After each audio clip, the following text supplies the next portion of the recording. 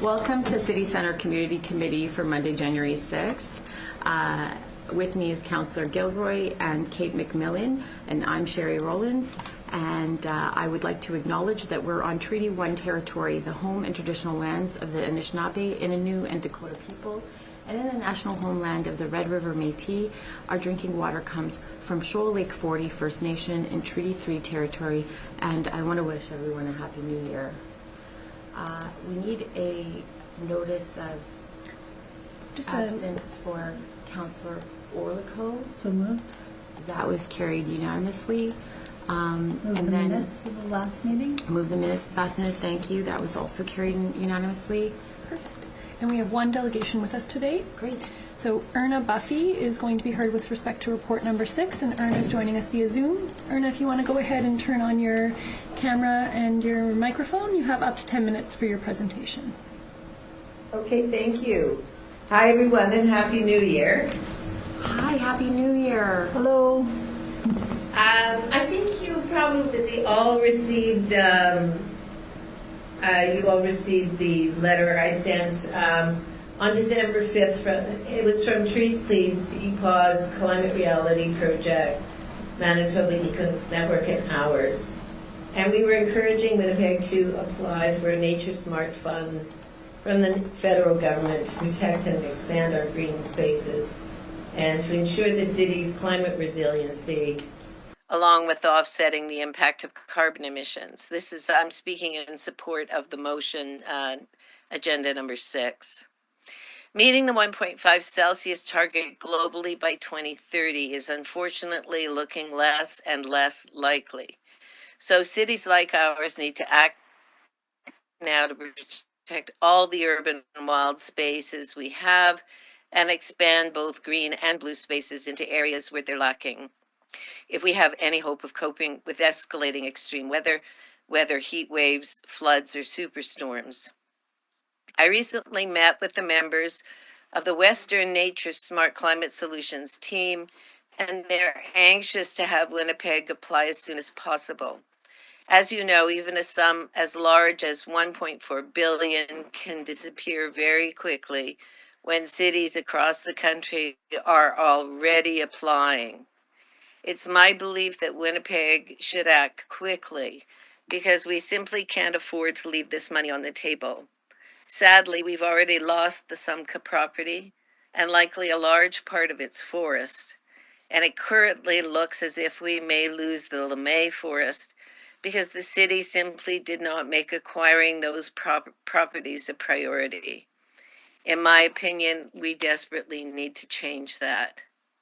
And in order to do that, I think, and in order to accomplish the additional 1,000 acres of green space the city's committed to add to its inventory, I would strongly encourage council to revisit Parks capital budget, because according to the city's own parks strategy, money was to be allocated to Parks capital budget for parkland acquisition, specifically item 5, appendix C, suggesting that $12 million over a 10-year period be allocated.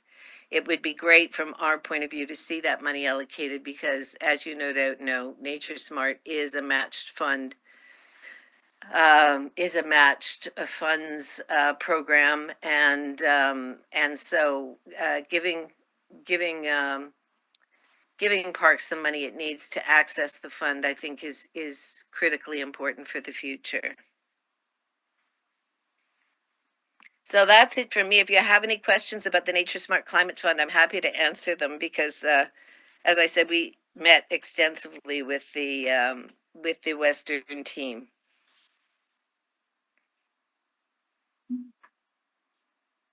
Is there an application up yet? I'm not 100% sure, Sherry. There appears to be, the province may have accessed some of those funds, but I haven't had that confirmed.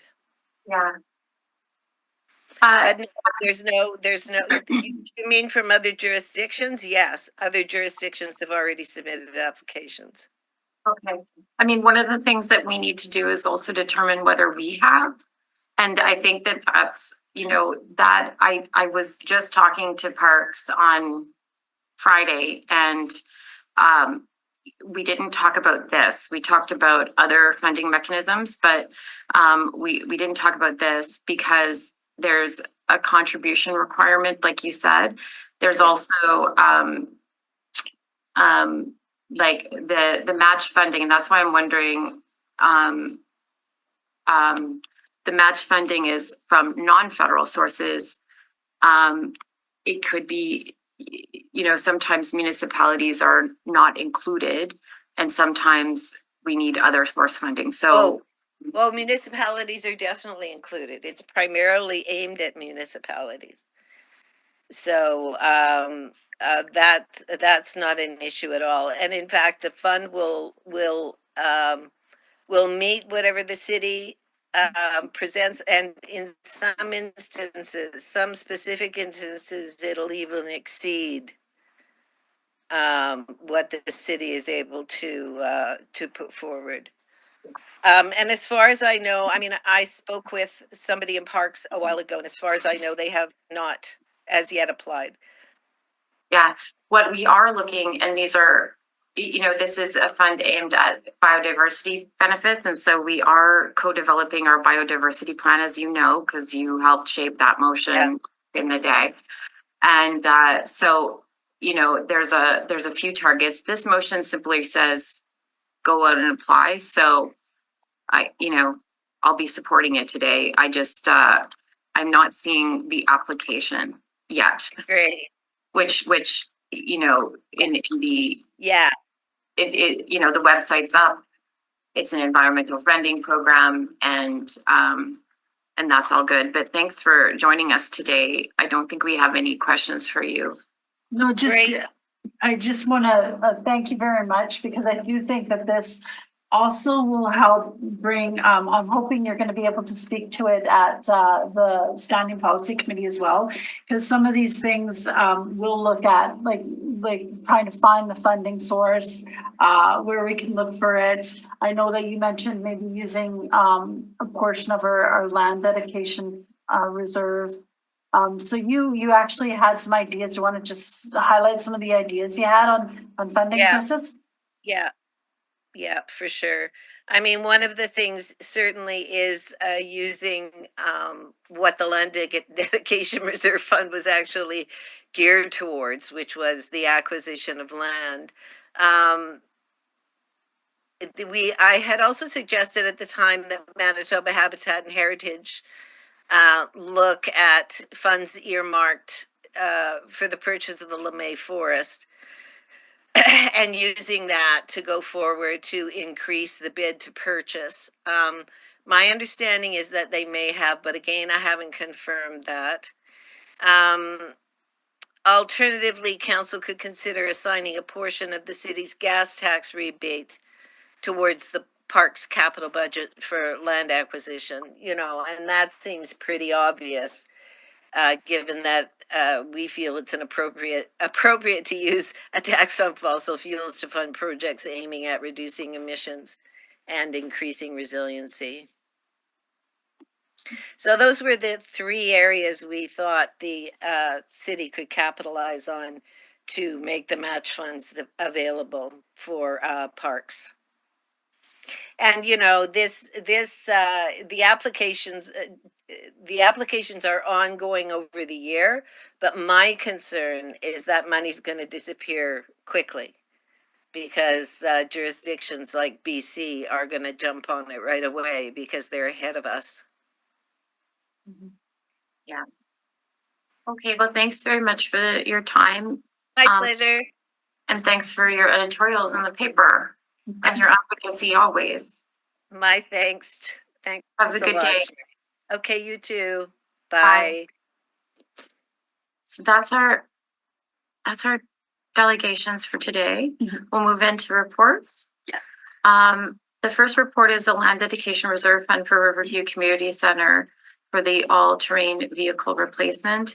My intention is obviously to support this, but Councillor Gilroy, do you mind moving? Sure. Yeah, I can move it. Yeah. Yes. It's a Thank you. So All those in favor? Aye. That's carried unanimously. Mhm. Sorry. Mhm. Land Dedication Reserve Fund for Storefront Manitoba. This is also one I brought forward. There was a bit of a premium on the permitting due to its location in the downtown. And this is, again, another one not necessarily meeting criteria for LDR to earn a Buffy's point, but if you care to move, Councillor So, Gilbert. yes. Oh, sorry, just to Okay. confirm, you are not concurring in the public service recommendation, you're recommending approval. That's right. Yeah. That's right. So- In both cases, Yeah. intend to support the grant. Okay. That was carried unanimously. The extension of time for plan and subdivision and rezoning. If you care to move, Yep, so moved. that is carried unanimously. The honorary street name designating Lion Street between Docker Avenue and Oakenold Avenue as right of way. If you care to move, this is also a good one. Okay, so moved. That was carried unanimously. Refund of application fees, Tamarack Recovery Center. This is a motion, I think I talked about it last meeting.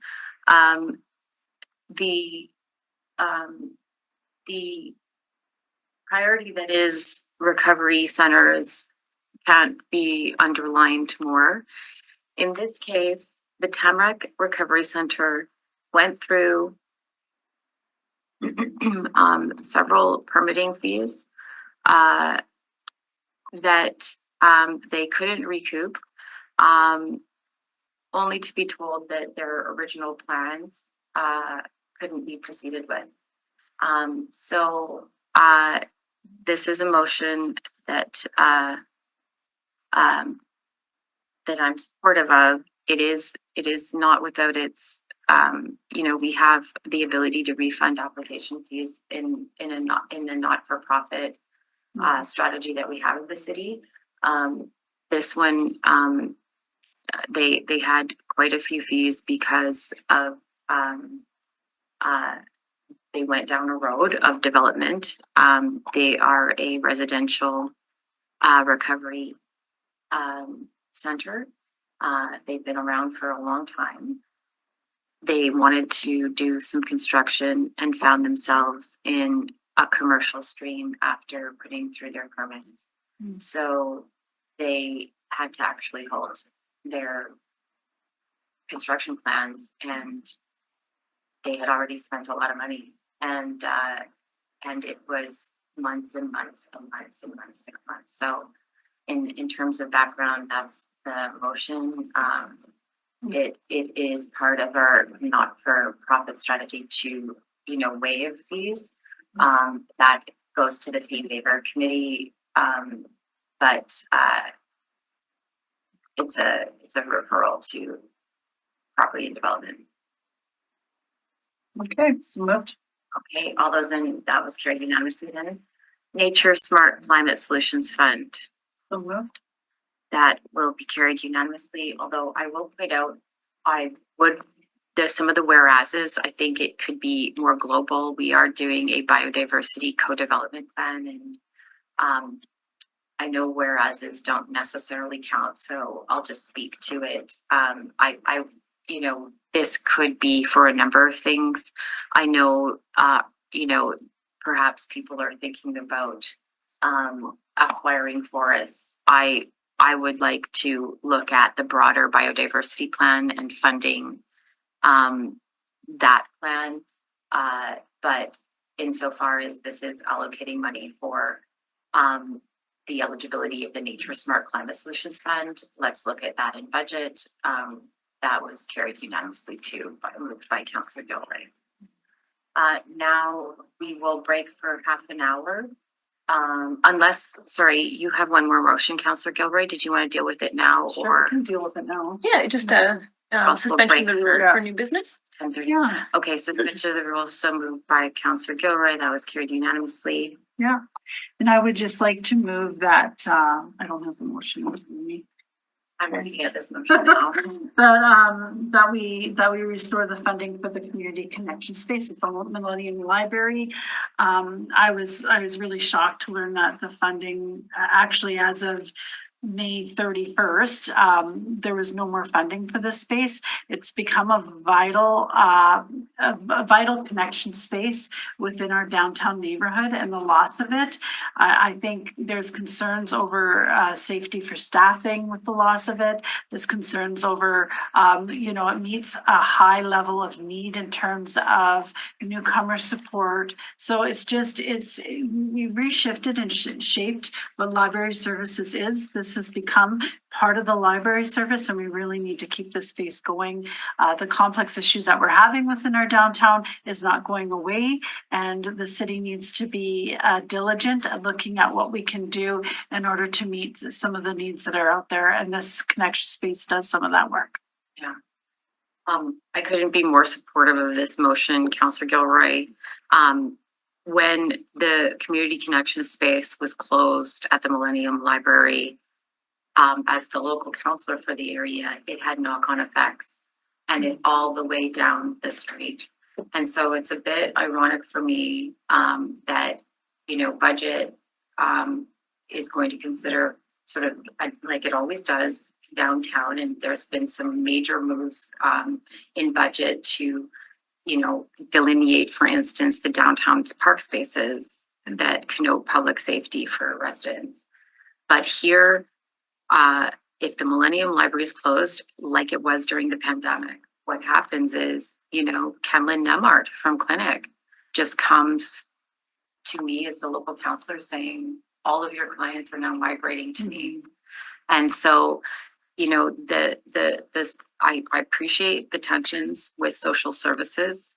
You and I walked through some days, whether it was housing or it was Wigamig, the public washroom,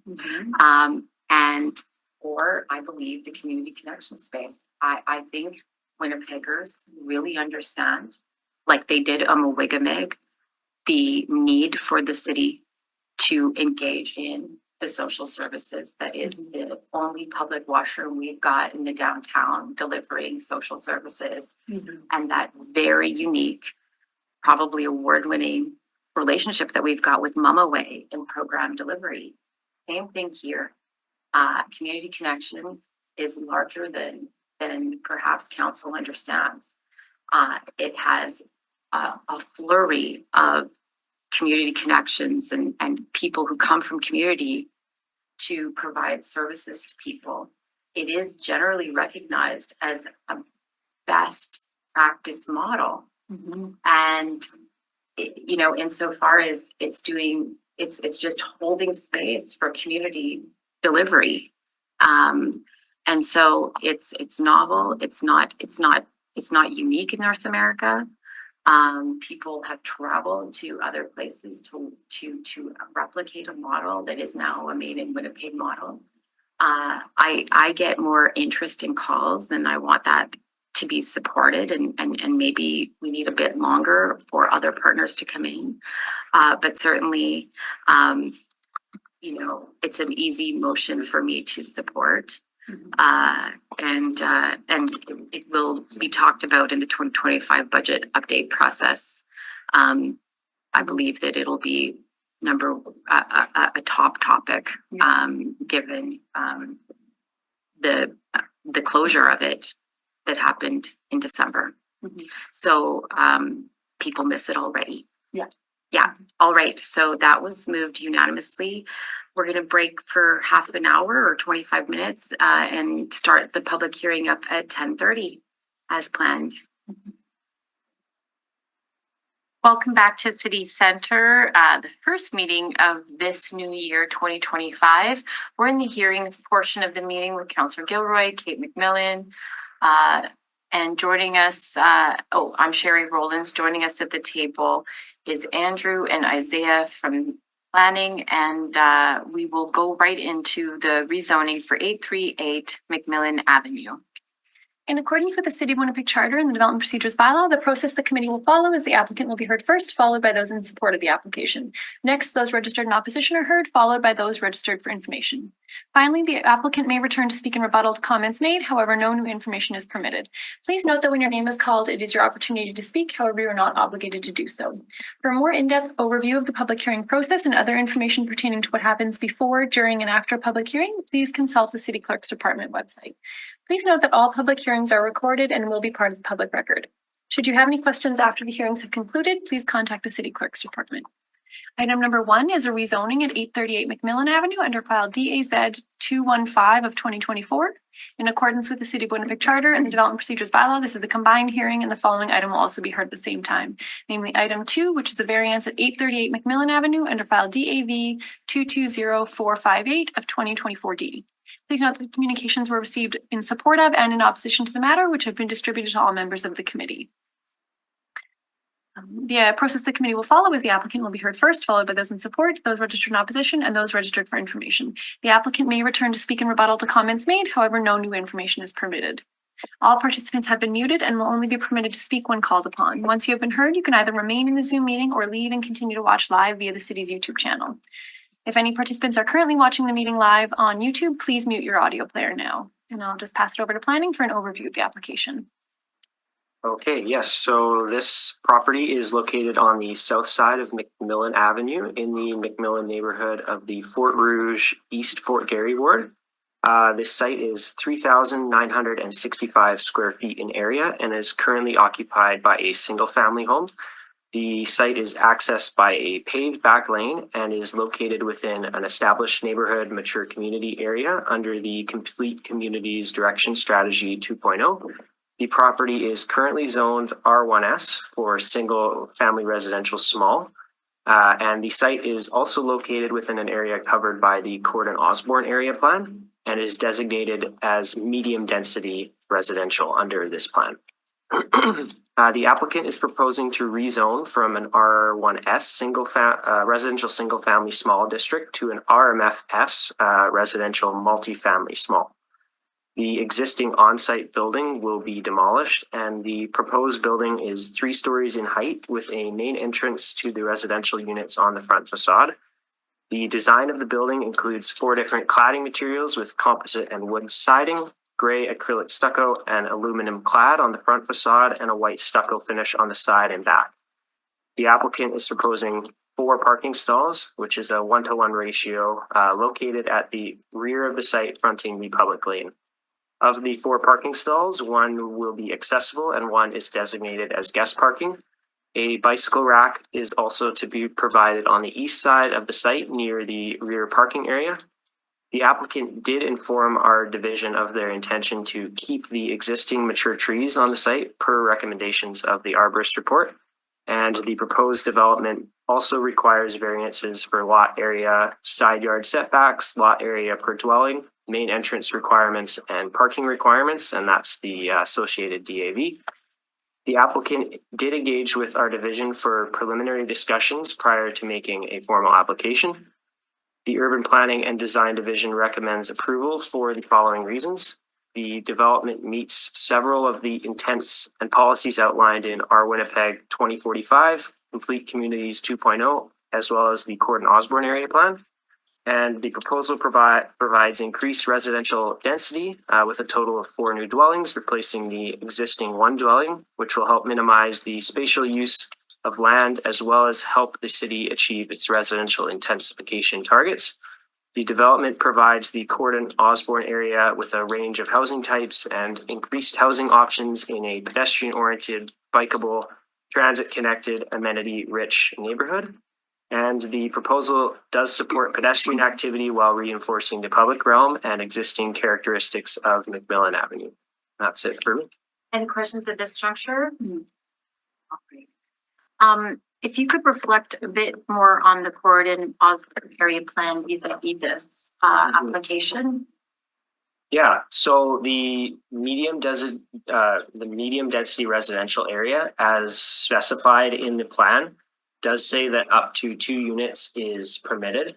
And then basically that multifamily development is also allowed on a case by case, up to 3 stories for mid block. It does also mention 4 stories at corners, so there's sort of that discretion there. But based on this lot, the max would be 3 stories, and multifamily is a case by case scenario. So under that description, we did determine that the proposed development fits within what the plan recommends.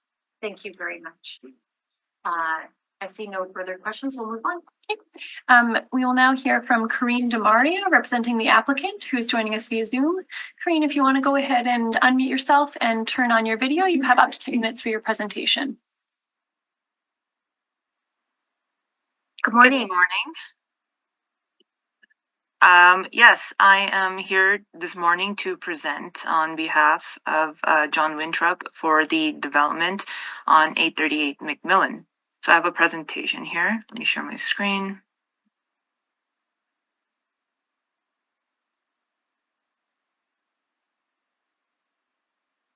Right.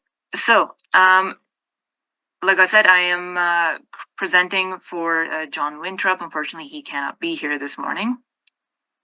We are requesting, as mentioned, a rezoning and variances for this development. The development is a multifamily dwelling, 3 stories, 4 units, and it will have 4 parking stalls with it as well. The original application, as mentioned, also having been submitted back in June 26th of 2024. Sorry, your volume is cut out for some reason. Corinne, your volume's cut out.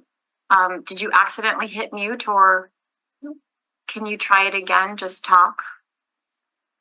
Oh, perhaps it's might be a setting difficulty. Can you hear me now? Yes, we can. Sorry. Oh, okay. Sorry about that. Not sure what happened there. Right, but we'll start here. So the development that is being proposed for 838 McMillan is this building, as you see here, with the accompanying rezoning and variances that we're requesting today. It's within an 800-meter high-frequency transitway. Just for the area context, you can see here it's almost at the corner of McMillan and Wentworth Street, about four doors down in the McMillan neighborhood of Fort Rouge East, Fort Garry Ward. It's 1 block north of Corydon, 2 blocks south of Grosvenor, and yeah, like I said, almost at that corner there.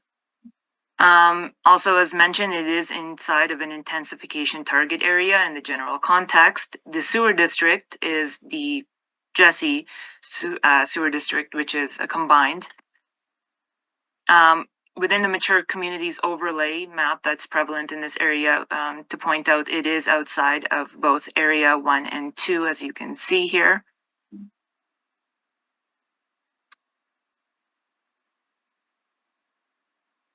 Are you on the area context page with me? I'm seeing a bit of a lag and I think there is a lag, and that could be the volume too. But right now we're looking at the PDO malls and corridors, and that it's outside, and it's a map that juxtaposes Stafford with the city within the city map, and it's the area context page 9. So if you want page 10. Perfect. Yeah, I think it's working then. Wasn't sure. It was going very slow for a second. But yeah, as under the PDO for malls and corridor, it also falls outside of that as well. In the overall Corydon Osborne area plan, it's within that medium density residential area, again, as stated before. In the actual PDO of Corydon Osborne, also medium density residential area that the proposed development site is within. And it has surrounding a bunch of amenities for future inhabitants of such an area. So we'd like to point out here that within 15 minutes of walking of the site, we have Kelvin High School, 12 minutes. There's a variety of grocery stores and restaurants like the Grove Pub as a third place, 6-minute walk north. There's a Starbucks and a food fair, respectively, 4 minutes and 3 minutes. Also within that 15 minutes is that Grant Avenue area with all the commercial and restaurants. So a lot of things are very accessible to inhabitants of this area. Transport as well too. there's many transport options that are prevalent. We have like the 18, the 29, and the 36, all very close within just a couple minutes walking, under 10 minutes for most of them as well too. Within the Transit 2025 future plans, you can see that there's direct lines pretty much going right through the neighborhood and all within very just couple hundred meters of the site. Most prevalently too, within 950 meters, there's the FX3. So that will just be a little over a 15-minute walk to get to that. All of these, the D19, D11, they all have that peak time of 10 to 15 minutes too. So transport is pretty often for anyone who would be living here. Same thing, there's also a lot of bike lanes that are prevalent, informal, but there is that painted bike lane along Harrow. And additionally, there is multiple car shares pretty much right next door. We have one at 842 McMillan and one on 847 Corydon. For more context, this is the fronting street of McMillan. There's no front driveways here. There's those concrete sidewalks. It is a local street under P3, 66 foot wide, and it also has on-street parking. This is facing east on McMillan. In the rear lane, the context we have here is that it's concrete. There's garages. There's the back of commercial on to the buildings that front Corydon. Gravel driveways. This rear lane is also 20 feet wide, and it runs east-west, connects Wentworth and Lilac. The surrounding zoning, as you'll see, we have that commercial C2 to the south for Corydon. Surrounding it for the neighbors are all R1 and R2 on the corner blocks. And we have, for the neighbors, we have a single detached dwelling on to the north of the site if you're standing on McMillan. To the northwest on that corner, we have the Lucerne at 4 stories. It's a multi-family dwelling. This is under R2 zoning. The neighbor directly to the west is 840 McMillan, single detached dwelling, 2-story, also fronts McMillan. This is the rear lane condition, detached garage in the rear, gravel parking spot, as you see. Most crucially as well too, as you can see, when you're in the rear lane to the back, facing Corydon, it's the back of those commercial buildings that front that street. The neighbor to the east is 836 McMillan, another single detached dwelling, 2-story, fronts McMillan, and it has the same detached garage as we saw with the neighbor to the west. So the lot size itself also being 33 feet by 120 feet, and is currently zoned R1 and surrounded by other R1 zoned parcels. Just for closer context and understanding of how this fits within the Corydon Osborne area, it's under the medium density residential area is just here, and then it switches over to that low rise mixed use area when you're coming up across the rear lane to the commercial buildings that front Corydon. And as mentioned before, what's existing is a 2.5-story single detached dwelling. You're cutting in and out a bit, especially on slide 828. We didn't hear much of what you had to say, so I'm wondering if you could just go back, attempt it again, because you're really cutting it in and out. We've ascertained it's kind of on your end, so I'll just intervene and just ask you to repeat. It won't interfere with your time.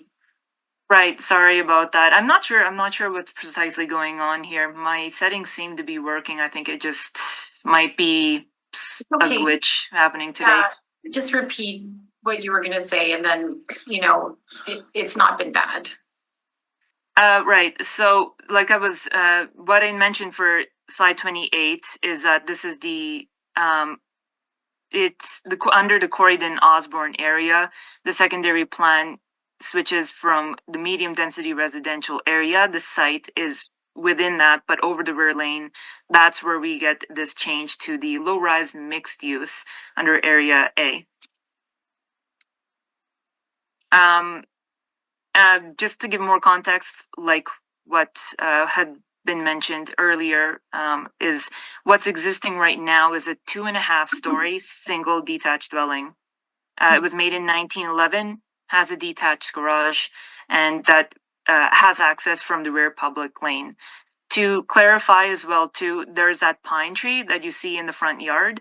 This is remaining, and the front facade of the proposed development will be redesigned, in the site redesigned to accommodate this pine tree that's still there. And this is the proposed building itself. 4 dwelling units, the 1 dwelling unit in the basement, and then the 4th dwelling unit up on the 3rd story. The primary entrance is on McMillan, and there are balconies proposed that will be on the south side, and this faces that back side of the commercial that exists on Corydon. The site itself will have 4 parking spots. It'll also have 4 bicycle parking. The front yard setback will be 31 feet to McMillan. The west yard setback is proposed to be 5 feet against 840. And on the east side, the yard is proposed to be a 4-foot setback against 836. The rear yard setback will be proposed to be 35 feet to the rear public lane, and that's where the vehicles will be able, of course, to access the development. In closer look too, 3 of these in the parking spots are 8 feet, and the accessible parking is proposed to be 9 feet.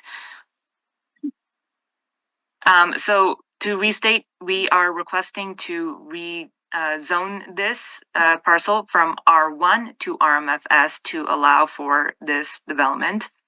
And the variances are to vary the dimensional standards of the zoning bylaw as follows. To vary for the establishment of a residential lot to permit a lot area of 3,965 square feet instead of 5,000.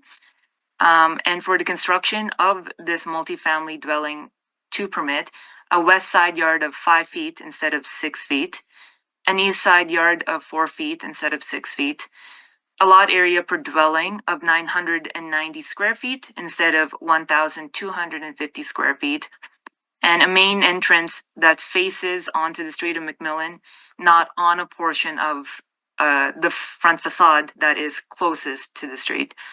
Additionally, we are requesting variances for the establishment of the accessory parking area to permit parking stall widths of 9 feet instead of 10 feet for the accessible parking space, and for the parking space adjacent to a wall or fence to be a range of 8 to 9 feet instead of 10 feet. Just a quick lowdown on the existing vegetation. So there's trees and shrubs. The front tree, like I mentioned, will be remaining, and the sidewalk for the development is going to accommodate that tree. There's another tree on the east side, but it's technically within the boundaries of the adjacent lot, so it's not within the boundaries of this development. The parking variances, they're requested as several nearby parking stalls are substandard in width, including next to our property line. The entrance to the proposed building, the variance for that is justified. We're justifying it as the and other nearby buildings will also have recessed front entrances that front to McMillan. For the side yard variances, we would like to point out that other nearby buildings have less than 6-foot side yards existing right now. Time, Corinne, can I get you to wrap it up? It is your time, including the time I allotted, because the technical difficulties. So if you could just wrap it up. Right. Yeah, for sure. The rest of these are just technical things. But yeah, just to restate, we're requesting for the rezoning from R1 to RMFS, and for the variances for the parking stalls and the side yard dimensions. Okay. Any questions? In your presentation, you, about 4 slides back, you, D part, you have a different understanding of your front door. And it's a bit of a nuanced understanding. I'm wondering if you can explain that.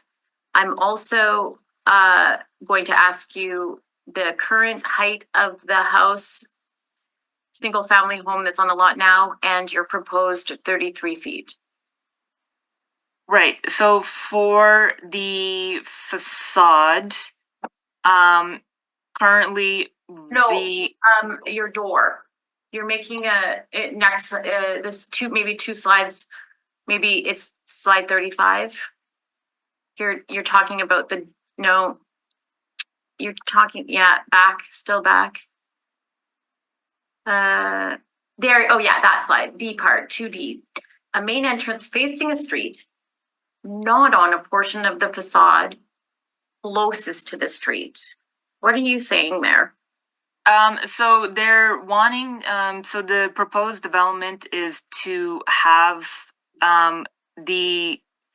it will be a recessed front as opposed to having the door on the most immediate part of the facade that will be closest to the street.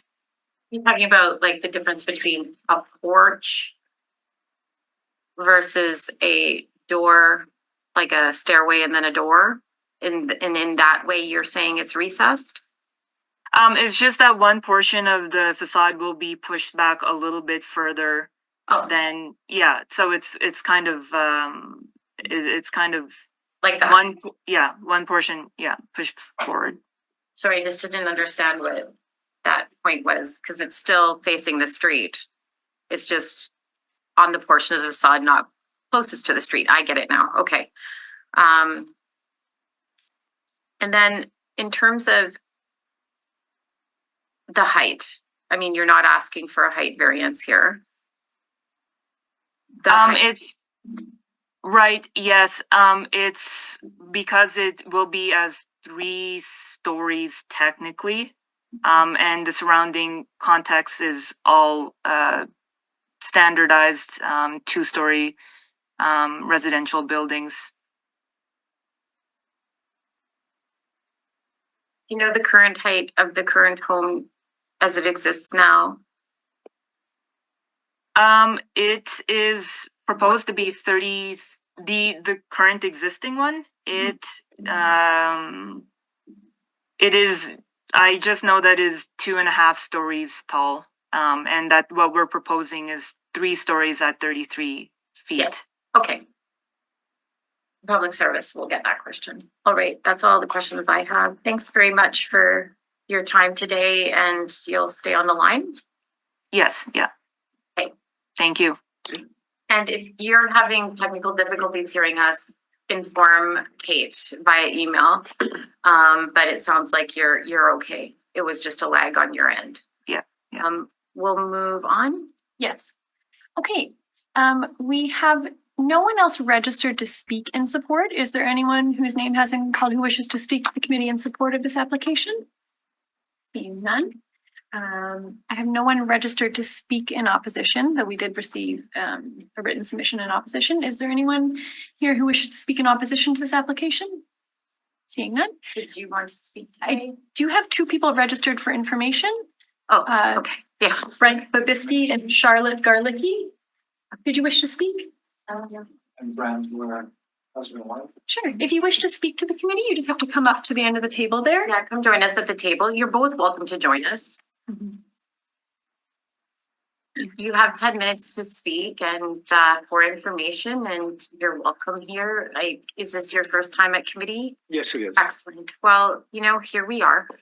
And this is a public hearing, and go ahead. Well, we have concerns as being the homeowners that own the property to the west of 838. We own 840. And as our house too is over 100 years old, we have a fieldstone basement, and we're very concerned as the construction, whether or not it could impede or impact negatively our foundation. So what steps do we have to take to make sure that we have some options for if we notice our house is drastically altered from the demolition next door?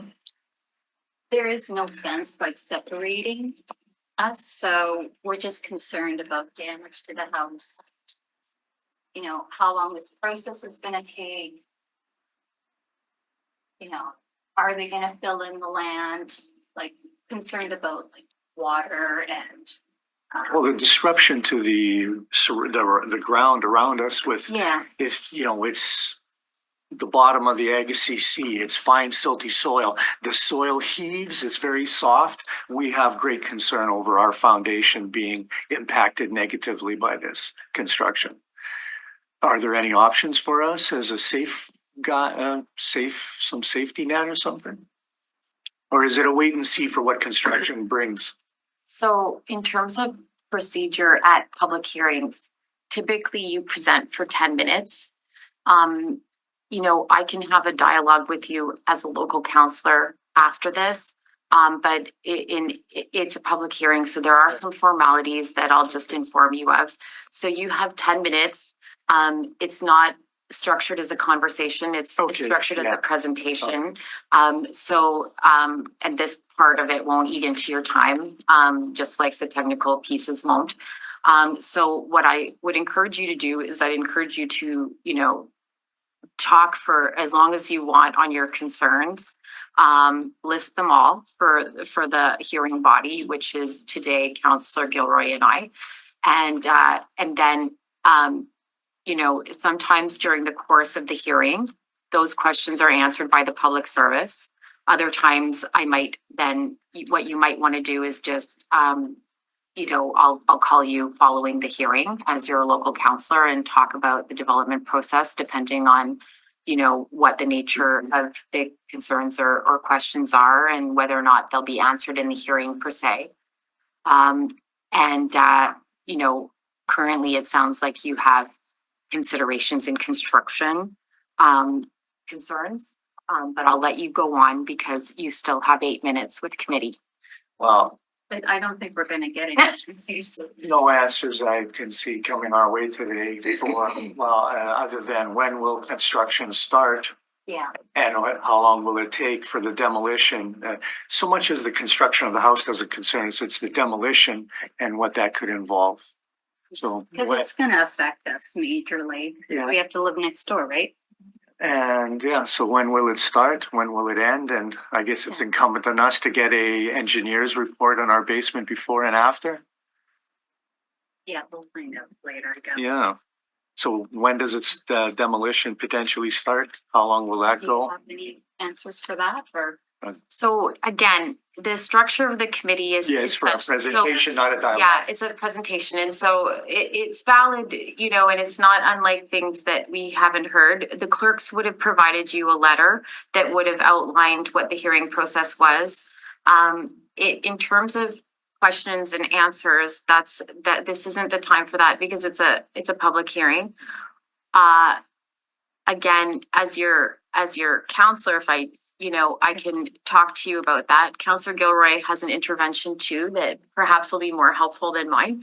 I'd like to schedule a meeting with either of you or Yeah. both eventually. Yeah, go ahead, Councillor Gilroy. So, so what we'll do is after this, we'll most likely be asking your questions to the proponent that's here today. So hopefully maybe your answers will get answered. And just as everyone comes here with concerns of construction when a neighboring property, so just take photos prior and during, and that's more of a concern like regarding legal concerns regarding two neighbors than a city concern, but hopefully we can get your questions answered throughout when we go back into asking questions. So they're allowed to come back and we can ask more questions. And just to give you an example, the purpose of the hearing today is to decide on the various elements that are before us. So when you're asking, when does construction start? Well, in theory, if we make major changes, decide that this is a bungalow in theory, right? I'm speaking generally, then that sometimes puts people right back to the design board. So that's why this isn't the time for those types of questions today. I think that reflexively in a presentation style, we then, hear you have concerns. What we're looking for is, impacts on adjacent property. So you're bringing concerns about the foundation. If you had specific concerns, i.e. an engineer's report saying definitively it's going to impact, we would want to see those today. But at this time, we're deciding what's before us, and what's before us actually impacts whether or not they can begin construction, in all fairness, right? Because they're asking us for variance today. So, what they then would answer is, in theory, if it was approved as is, when then would they put it into the ground? So you might hear that today, but our job is to keep an open mind and to figure out what we're going to do opposite this application. Does that make sense? Yes. Okay. Thank you. If you have more though to say, you still have a good 4 minutes with us if you want. No, everything was pretty much upfront, and Okay, our concerns were much fun. we'll ask. Yeah, we'll ask. Okay, thank you, your patience. No, yeah. anytime. And I should call your office to make appointments? Yes, and if you want to listen to the rest of the hearing, I'm happy to sit with you after the hearing. We'll wait until the whole hearing process plays out, so until council's made their decision. Thank you. And I'm sure you got our concern. Yeah. We have no one else registered for information. Is there anyone in here who wishes to speak for information? Seeing none. I guess now would be the time for questions of the public service prior to the applicant returning to speak in rebuttal. Do it. Okay, so again, you heard some of the concerns that were raised by some area residents. Is there any response to those concerns? Yeah, so I guess just the general feedback that we would provide to people concerned about construction is that, contractors are obviously liable for their work, and any damage that it causes to the property or municipal infrastructure. There's generally insurance that they have in place for this. But in regards to the question, it is a good idea when construction is beginning to first of all reach out to the developer to discuss any concerns, sort of create some contact there. If you are concerned further, you could take stamp pictures of your property or discuss concerns with a home inspector or engineer, as was alluded to just get a property condition report. However, this would be a cost to you. And then obviously during construction, if there are any concerns related to bylaw infraction or something unsafe to your property or people in the area, you can also submit a complaint with 311. And if you do have further thoughts on that, you can also reach out to me or Andrew in City Center. We can provide additional feedback for that. So Can you just explain what they can expect in terms of fencing and stuff like that, in terms of access to their property? yeah, so I would have to double check, but as far as I know, there's Be a bylaw, right. right? Yeah. So that'd be a bylaw infraction if there was no fencing and.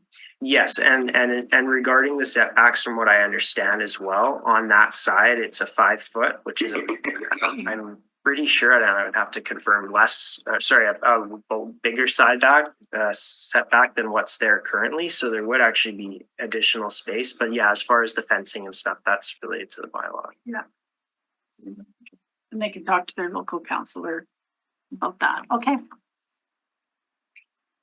Any further questions For the administration. for the administration? I'd ask the question relative to the heights.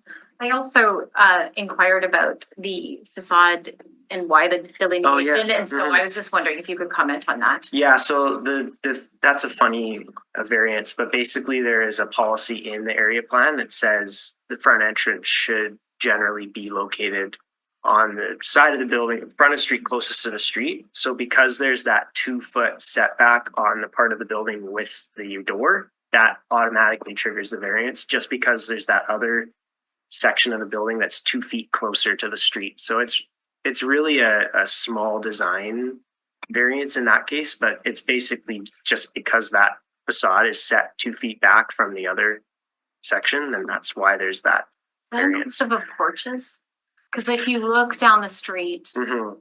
right, it will be like set back, the front facade will be the same, but because or not.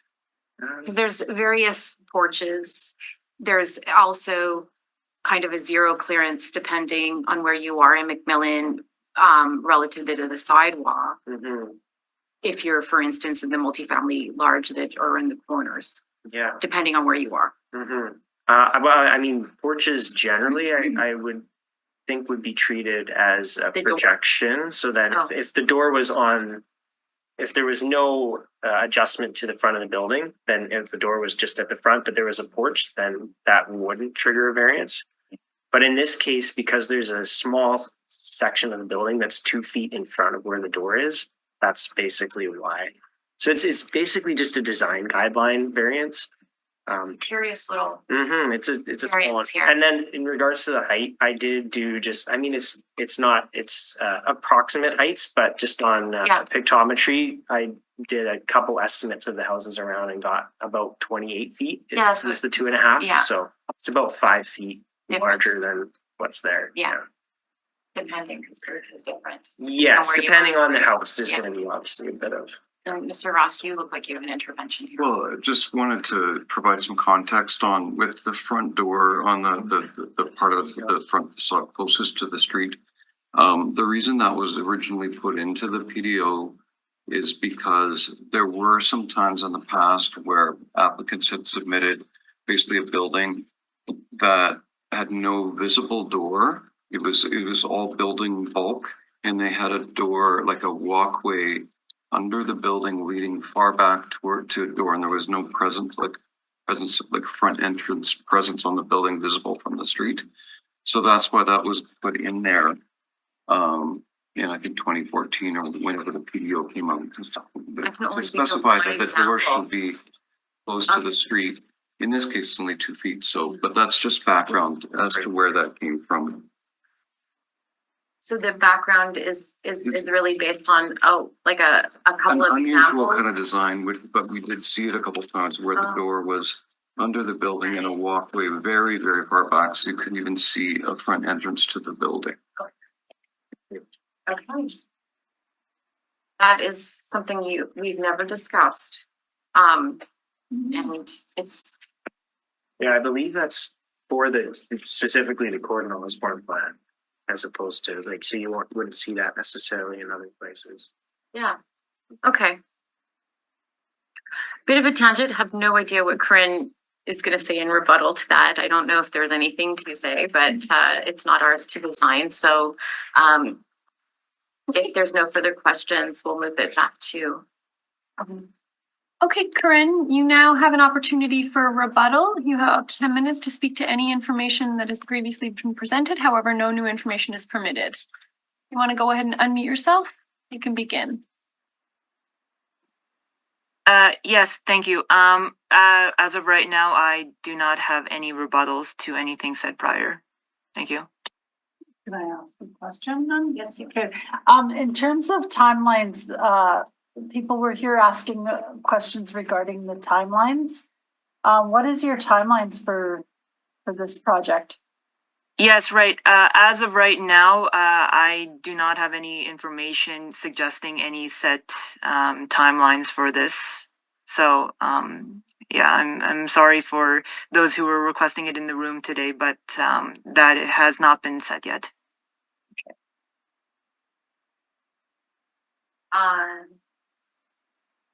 Any further questions? Did you maybe just talk about what, when you guys do builds, can you talk about what's that? Oh, okay. Go ahead. Yeah, yeah, I don't know if you can just talk about a little bit what people can expect next door when you're building the property. Is that something you can respond to? Yeah, I do know that they have some concerns about probably like the privacy and stuff. There is going to be opaque wood barrier fences along the common property lines. So that will be obscuring, they'll to give privacy, and will be obscuring a bit of the development from the surrounding neighbors. So for that, they will not have to worry about having any kind of privacy issues or anything along those lines. All right. Okay, thank you. Okay, that concludes Corinne's presentation. So now we'll move into motions. Yeah. Okay. I'd like to move that the report of the Winnipeg Public Service be taken as read. That's carried unanimously. And that receipt of the public reference limitations be concluded. On the question, it's carried unanimously. That in accordance that the recommendations of the Winnipeg Public Service be concurred in and forwarded to the Standing Policy Committee on Property, to the Executive Policy. Nope. We had people in opposition, so it goes to P and D. Oh, it was an option. Okay. We had one submission in opposition. Oh, okay. Forward to the Standing Policy Committee on Property and Development. And my supporting reasons are it creates more density. It looks like they were trying to preserve the trees. And the public service was in support of this, and it meets with the Gordon Osborne plan along with our Winnipeg plan. Thank you. In terms of discussion, I really do appreciate that when you're looking across the street at a gigantic coniferous tree, or right beside you at a gigantic coniferous tree, that all efforts are going to be made to protect that view. Then what then goes behind it, I think, is also important. And in this case, I think that while it does create more density, it actually creates a footprint that is considerate of the neighbors. And so for those reasons that, and those that you stated, in line with the plans of the city of Winnipeg and those that have been negotiated in the local area plan, I'll be supporting your motion. So that was carried unanimously as well. I'll call the question. Okay, move that the public hearing with respect to this application be concluded. Question, and that was carried unanimously. Okay, please note that the committee has made a recommendation on this matter that will now proceed to council. No further representations are permitted on the rezoning. All persons registered for the public hearing will receive notice when the matter is to be considered by council. Okay, on to the variance. I move that the report of the Winnipeg Public Service be taken as read. That was carried unanimously. That the receipt of public representations be concluded. That was carried unanimously with thanks to those that came. That in accordance with subsection 2473 of the City of Winnipeg Charter, the variance is consistent with Plan Winnipeg and any applicable secondary plan, does not create a substantial adverse effect on the amenities, use, safety, and convenience of the adjoining property and adjacent area, including the area separated by the property by a street or waterway. It is a minimum modification of the zoning bylaw required to relieve the injurious effect of the zoning bylaw on the applicant's property and is compatible with the area in which the property to be affected is situated. My supporting reasons are the same as before. That was carried unanimously. Okay. And that the recommendations of the Winnipeg Public Services be concurred in and the variance be approved. That was carried unanimously. And that the public hearing with respect to this application be concluded. And that was carried unanimously. Please note that the committee's decision with respect to this application may be appealed. Should you wish to appeal, information on how to do so will be included in the order issued, which will be mailed to all persons registered. Okay. That concludes the public hearings. So can I move to Adjourn? adjourn? Thank you. Adjourn, Councillor Gilroy. That concludes the first meeting of City Center for 2025. Wow. Thanks, everybody, and Happy New Year.